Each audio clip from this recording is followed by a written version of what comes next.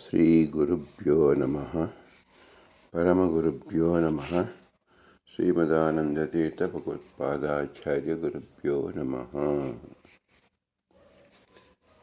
ವೇದವ್ಯಾಸರು ರಚಿಸಿದ ಭಾಗವತದಲ್ಲಿ ಶ್ರೀಮದ್ ವಾದಿರಾಜ ತೀರ್ಥರು ರಚಿಸಿದ ಭಾಗವತ ಅನುಕ್ರಮಣಿಕಾ ಎಂಬ ಭಾಗದಲ್ಲಿ ನವಮಸ್ಕಂದವನ್ನು ಚಿಂತಿಸುತ್ತಿದ್ದೇವೆ.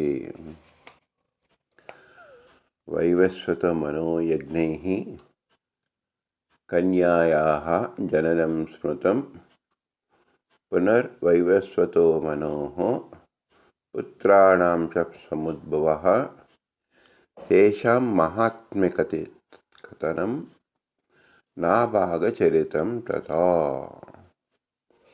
ನವಮಸ್ಕಂದದಲ್ಲಿ ಮುಖ್ಯವಾಗಿ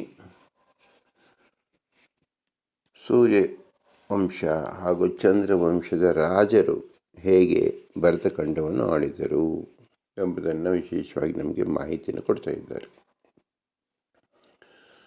ವೈವಸ್ವತ ಮನು ಯಜ್ಞ ಮಾಡಿದಾಗ ಕನ್ಯೆ ಜನನ ಆಗಿದೆ. ಪುನಃ ಆ ಮನುವಿಗೆ ಗಂಡು ಮಕ್ಕಳು ಉತ್ಪತ್ತಿ ಆಯಿತು. ಅವರ ಮಹಿಮೆಯ ಕಥನವನ್ನು ನಾಭಾಗನ ಚರಿತ್ರೆಯನ್ನು ಇಲ್ಲಿ ಹೇಳಲ್ಪಟ್ಟಿದೆ. ಯಾರಪ್ಪ ಅವರು ಅಂದರೆ ಅಂಬರೀಷ ಸಮಾಖ್ಯಾನಂ ದೂರ್ವಾಸ ಪ್ರಪಲಾಯನಂ ಚಕ್ರತಾಪ ಆತ್ಮನಂ ಶಾಂತಿ ವರದಾರಂ ಚ ಭೂಪತೇಃ ಯುವನಾಶ್ವಾಸಮಾಖ್ಯಾನಂ ಬಾಂಧಾತು ಸೌಭರೇಸ್ತತೋ ತ್ರಿಶಂಕುರಾಜಚರಿತಂ ಹರಿಶ್ಚಂದ್ರಸ್ಯ ಕೀರ್ತನಂ. ಅಂಬರೀಷನ ಕತೆ, ದೂರ್ವಾಸರ ಕತೆ.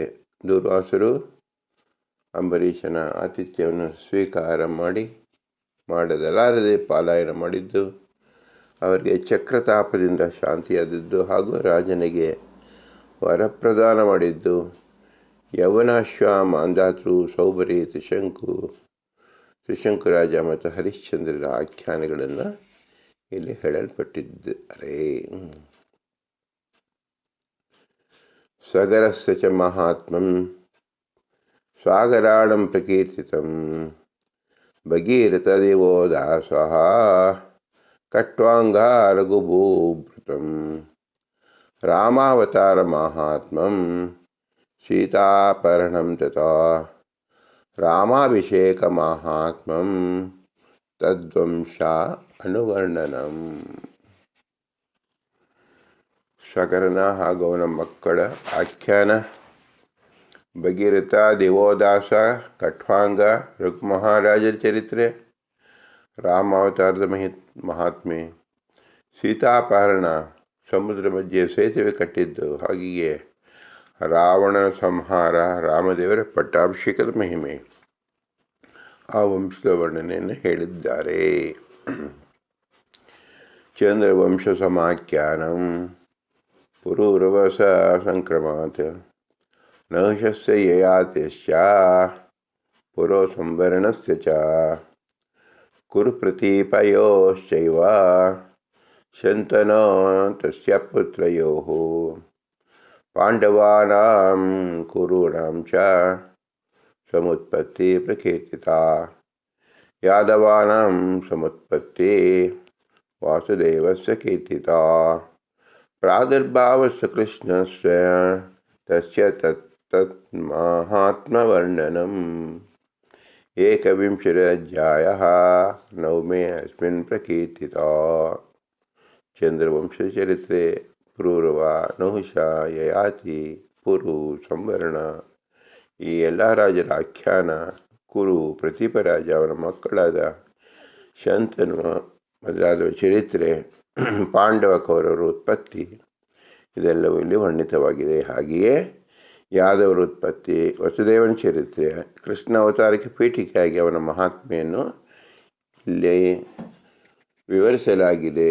ಈ ನವಮಸ್ಕಂದ 21 ಅಧ್ಯಾಯದಲ್ಲಿ ಹೇಳಿದೆ ಎಂಬುದಾಗಿ ಶ್ರೀಮದ್ ವಾದಿರಾಜಾಚಾರ್ಯರು ನವಮಸ್ಕಂದದ ಅನುಕ್ರಮಣಕವನ್ನು ದಿಗ್ದರ್ಶನ ಮಾಡಿದ್ದಾರೆ. ನಾವು ಈಗ ಭಾಗವತರಾಗಿ ನಮ್ಮ ಭಾಗವತ ಏನು ಅಂತ ವಿಚಾರಿಸಿದಾಗ ಇದು ಚಂದ್ರವಂಶ ಸೂರ್ಯವಂಶದ ಮಹಾರಾಜರ ಕಥೆಯನ್ನು ಹೇಳಿದ್ದಾರೆ. ಆದರೆ ಆ ಸೂರ್ಯವಂಶದ ರಾಜರೇ ಆಗಲಿ ಚಂದ್ರವಂಶದ ರಾಜರೇ ಆಗಲಿ ಇಂದು ಯಾರೂ ಉಳಿದಿಲ್ಲ. ಇದು ಮಹತ್ವದ ವಿಷಯ. ಹಾಗಾದರೆ ಅಷ್ಟು ರಾಜಾನುರಾಜರು ಚಕ್ರವರ್ತಿಗಳು ಇವರ ಹೆಸರು ಹೇಳುವ ವಿಶೇಷತೆ ಏನು ಅಂದರೆ, ಈ ಜೀವನ ಈ ಭೂಮಂಡಲದಲ್ಲಿ ಬರತಕ್ಕಂಥ ಯಾವುದೇ ಜೀವರು ಯಾರೂ ಸ್ಥಿರವಾಗಿ ನಿಲ್ಲುವಂತಿಲ್ಲ. ಇದು ಕೇವಲ ರಂಗಭೂಮಿ. ಇಲ್ಲಿ ತಮ್ಮ ಪಾತ್ರವನ್ನು ವಿನಿಯೋಗಿಸಿ ಮತ್ತೆ ತೆರೆ ಬೀಳುವುದರೊಳಗೆ ಅವರು ಮರಳು ಬಿಡಬೇಕು. ಇದನ್ನು ನಮಗೆ ದ್ಯೋತಕವಾಗಿ ಸೂರ್ಯವಂಶ ಮತ್ತು ಚಂದ್ರವಂಶದ ರಾಜರನ್ನೇ ಇಲ್ಲಿ ಹೇಳಿದೆ. ರಾಜರು ಅಂದರೆ ರಾಜರ ಹಿಂದೆ ಇರತಕ್ಕಂಥ ಲಕ್ಷಾಂತರ ಪ್ರಜೆಗಳು, ಅನುಯಾಯಿಗಳು, ಅಮಾತ್ಯರು ಎಲ್ಲವೂ ಇಲ್ಲಿ ನಮಗೆ ರಾಜನ ಒಂದು ಹೆಸರಿನಿಂದಲೇ ನಮಗೆ ತಿಳಿದುಕೊಳ್ಳಬೇಕು. ಹಾಗಾದರೆ ನಮ್ಮ ಭಾಗವತ ಏನು ಇಲ್ಲಿ ಅಂದರೆ, ಯಥಾ ಪ್ರಕಾರ ಇಲ್ಲಿ ಶುರು ಮಾಡಿದ್ದು ಯಾವುದು? ವೈವಸ್ವತ ಮನೋ ಯಜ್ಞೇಹಿ. ಯಾರು ಮನು ಅಂದರೆ ಮನು ಅವಬೋಧನೆಯ ಧಾತುಗಳಿಂದ ಮನುಷ್ಯನಿಗೆ ಜ್ಞಾನವಿರಬೇಕು. ಜ್ಞಾನದಿಂದ ಯಜ್ಞವನ್ನು ಆಚರಿಸಬೇಕು. ಯಾವ ಯಜ್ಞ? ಹಿಂದೆ ಏನು ಹೇಳಿದ್ರು? ನಾಮಸ್ಮರಣೆ ಸಾಕು ಅಂದರು. ನಂತರ ಏನು ಮಾಡಿದ್ರು? ಭಕ್ತಿ ಮಾಡಬೇಕು ಅಂದರು. ನಂತರ ಏನು ಹೇಳಿದ್ರು? ವೈರಾಗ್ಯ ಮಾಡಬೇಕು ಅಂದರು. ಈಗ ಏನು ಹೇಳ್ತಾ ಇದ್ದಾರೆ? ಯಜ್ಞ ಮಾಡಬೇಕು. ಹಾಗಾದರೆ ಒಂದೊಂದು ಅಧ್ಯಾಯದಲ್ಲಿ ಒಂದೊಂದು ಹೆಚ್ಚಿಸ್ಕೊಂಡೇ ಬರ್ತಾ ಇದ್ದಾರಲ್ಲ, ಸಾಕು ಸಾಕು ಅನ್ನೋದಕ್ಕೆ ಅರ್ಥ ಏನು ಅಂದರೆ, ಇದು ನಮ್ಮ ಭಾಗ. ನಾವು ಏನು ಮಾಡ್ತೀವೋ ಒಂದರಲ್ಲಿ ಎಲ್ಲವೂ ಅಡಕವಾಗಿದೆ. ನಾಮಸ್ಮರಣೆಯಲ್ಲಿ ಭಕ್ತಿಯೂ ಇದೆ, ವೈರಾಗ್ಯವೂ ಇದೆ. ಭಕ್ತಿಯಲ್ಲಿ ನಾಮಸ್ಮರಣೆ ಇದೆ, ವೈರಾಗ್ಯವಿದೆ. ವೈರಾಗ್ಯದಲ್ಲಿ ನಾಮಸ್ಮರಣೆ ಇದೆ, ಭಕ್ತಿಯೂ ಇದೆ. ಇದು ಮೂರು ನಾವು ಎಲ್ಲಿ ಮಾಡ್ತೀವಿ? ನಾವು ಮಾಡ್ತಕ್ಕಂಥ ಭಗವಂತನ ಜ್ಞಾನಕರ್ಮ ಏನು ಅನುಷ್ಠಾನ ಮಾಡ್ತೀವಿ ಅದೇ ಯಜ್ಞ ಅಂತ ಹೆಸರು. ಆ ಯಜ್ಞದಲ್ಲಿ ಸೇರಿಕೊಂಡಿದೆ ಅಂತ ಅರ್ಥ. ಆದ್ದರಿಂದ ನಾವು ಮಾಡತಕ್ಕಂಥ ಪ್ರತಿಯೊಂದು ಕರ್ಮವೂ ಏನು? ಭಗವಂತನ ಯಜ್ಞ. ಯಜ್ಞಾಂಗವಾಗಿ ಏನಿದೆ? ನಾಮಸ್ಮರಣೆ ಇದೆ, ಭಕ್ತಿ ಇದೆ, ವೈರಾಗ್ಯವಿದೆ. ಇದನ್ನು ತಿಳಿಸ್ಕೊಡೋಕ್ಕೋಸ್ಕರವಾಗಿ ಅಂಬರೀಷ ಮಹಾರಾಜನ ಆಖ್ಯಾನವನ್ನು ಪ್ರಾರಂಭ ಮಾಡಿದ್ದಾರೆ. ಅಂಬರೀಷ ಎಂಬತಕ್ಕಂಥವನು ಕೇವಲ ಮಾನುಷೋತ್ತಮ. ಅವನ ಮೇಲ್ಪಟ್ಟಿರ್ತಕ್ಕಂಥ ಕೋಟ್ಯಾನು ದೇವತೆಗಳಿದ್ದಾರೆ. ಆದರೆ ಇಲ್ಲಿ ಅಂಬರೀಷನನ್ನೇ ಮೊಟ್ಟ ಮೊದಲು ಈ ವಾದಿರಾಜ ತೀರ್ಥರು ಯಾಕೆ ಹೇಳಿದ್ದಾರೆ ಅಂದರೆ, ನಮಗೆ ಪ್ರಸ್ತುತವಾಗಿದ್ದು ಭೂಲೋಕದಲ್ಲಿ ಭರತಖಂಡದಲ್ಲಿ ಹುಟ್ಟಿರ್ತಕ್ಕಂಥ ಮನುಷ್ಯರು ಅಂದರೆ ಮಾನುಷೋತ್ತಮರು ಆರಾಧನೆ ಮಾಡಬೇಕಾದ ಹೇಗೆ? ಸೂರ್ಯಚಂದ್ರರನ್ನು. ಸೂರ್ಯಚಂದ್ರರ ವಂಶ ಅವತ್ತಿತ್ತು. ಹಿಂದೆ ನಡೆದ ಇಲ್ಲಿ ತನಕ ನಡೆದಿದ್ದು ಕೃತಯುಗ, ತ್ರೇತಾಯುಗ ಮತ್ತು ದ್ವಾಪರಯುಗ. ಕಲಿಯುಗದಲ್ಲಿ ಯಾವ ವಂಶ ಇದೆ? ನಾವು ಯಾವ ವಂಶದಲ್ಲಿ ಸೇರಿದವು ಅಂತ ಹೇಳಿದ್ರೆ, ನಾವು ಸೂರ್ಯವಂಶವೂ ಹೌದು, ಚಂದ್ರವಂಶವೂ ಹೌದು. ಪ್ರಾತಃ ಕಾಲದಲ್ಲಿ ನಾವು ಸೂರ್ಯವಂಶದಿಂದ ಸೂರ್ಯ ಸ್ಮರಣೆ ಮಾಡಿ ಸಂಧ್ಯಾವಂದನೆಯನ್ನು, ಗಾಯತ್ರಿಯನ್ನು, ಓಂಕಾರ ಪ್ರಣವ ಮಂತ್ರವನ್ನು ಮಾಡಬೇಕು. ಅದು ನಮ್ಮ ಭಾಗ. ಮತ್ತು ಏಕಾದಶಿ ತಿಥಿಯನ್ನು ಚಂದ್ರನ ಸ್ಥಿತಿ ಸ್ಥಿರ ಗತಿಯಿಂದ ನಾವು ನಿಶ್ಚಯ ಮಾಡಿಕೊಂಡು ಅಮಾವಾಸ್ಯೆ ಮತ್ತು ಪೂರ್ಣಿಮಾದಿಗಳು, ಸಂಕ್ರಮಣಾದಿಗಳು ಸೂರ್ಯನಿಂದ ತಿಳಿದುಕೊಂಡು ನಾವು ಅನುಷ್ಠಾನ ಮಾಡಬೇಕು. ಇದೇ ಯಜ್ಞ ಕಾರ್ಯ. ಆದ್ದರಿಂದ ಸೂರ್ಯಚಂದ್ರರ ವಂಶ ಮುಳುಗಿದರು, ಸೂರ್ಯಚಂದ್ರರು ಮುಳುಗಿಲ್ಲ. ಅವರು ಇಂದಿಗೂ ನಮಗೆ ಪ್ರತ್ಯಕ್ಷವಾಗಿ ಇದ್ದಾರೆ. ಇದು ಒಂದು ವಿಶೇಷ. ಇದು ನಮಗೆ ಭಾಗವತ. ನಮ್ಮ ಭಾಗವನ್ನು ಭಗವಂತ ಕೊಟ್ಟಿದ್ದಾನೆ. ಇದನ್ನು ವಿಶೇಷಾಕಾರವಾಗಿ ಹಿಂದಿನವರು ಯಾವ ರೀತಿಯಲ್ಲಿ ಆರಾಧನೆ ಮಾಡಿದರು ಎಂಬುದಕ್ಕೋಸ್ಕರವಾಗಿ ಸೂರ್ಯವಂಶವನ್ನು ಪ್ರತ್ಯೇಕವಾಗಿ ಹೇಳಿದ್ದಾರೆ. ಯಾಕೆ ಸೂರ್ಯವಂಶವನ್ನು ಪ್ರತ್ಯೇಕವಾಗಿ ಹೇಳಿದ್ದಾರೆ ಅಂದರೆ, ಸೂರ್ಯನ ವಂಶದಲ್ಲಿ ಶ್ರೀರಾಮದೇವರು ಅವತಾರ ಮಾಡಿದ್ದಾರೆ. ಶ್ರೀರಾಮಚಂದ್ರನು ಇತರ ದೇವತೆಗಳಂತೆ ಅಲ್ಲ, ಮನುಷ್ಯರಂತೆ ಎಂದೂ ಅಲ್ಲ. ಆದ್ದರಿಂದ ಶ್ರೀರಾಮಚಂದ್ರ ದೇವನನ್ನು ಪೂರ್ಣ ಭಗವಂತ, ಅವನಿಗೆ ಯಾವ ದುಃಖವೂ ಇಲ್ಲ. ಅವನು ಸಚ್ಚಿದಾನಂದ, ಅವನು ತನ್ನ ಇಷ್ಟೆಯಿಂದ ಬಂದಿದ್ದಾನೆ. ಅವನು ಬರತಕ್ಕಂಥ ಕಾರಣ ಏನು? ಶಿಷ್ಟ ರಕ್ಷಣ, ದುಷ್ಟ ಶಿಕ್ಷಣ. ಆದ್ದರಿಂದ ಈ ಒಂದು ಕಾರ್ಯ ನೆರವೇರಿಸೋಕ್ಕೆ ಬರ್ತಾನೆ ಹೊರತು ಅವನ ಸ್ವಾರ್ಥ ಯಾವುದೂ ಇಲ್ಲ. ಆದ್ದರಿಂದ ರಾಮಾವತಾರ ಮಹಾತ್ಮಂ ಅಂದರೆ ಏನು?